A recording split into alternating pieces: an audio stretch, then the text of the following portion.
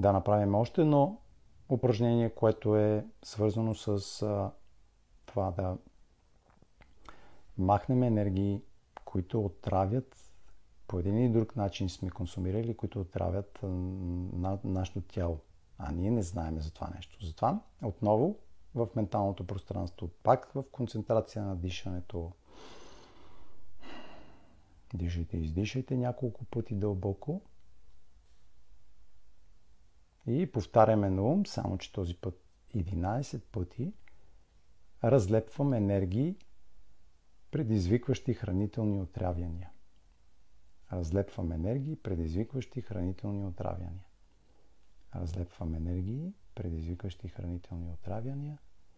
Разлепвам енергии, предизвикващи хранителни отравяния. Разлепвам енергии, предизвикващи хранителни отравяния.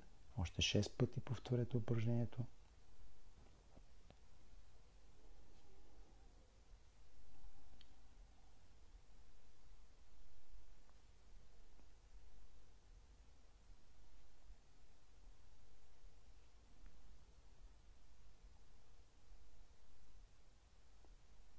Чудесно.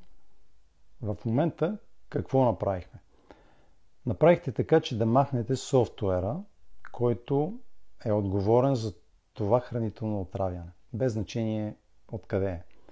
От бактерии, паразити, вируси, които сме поели през храната, които не сме сдъвкали,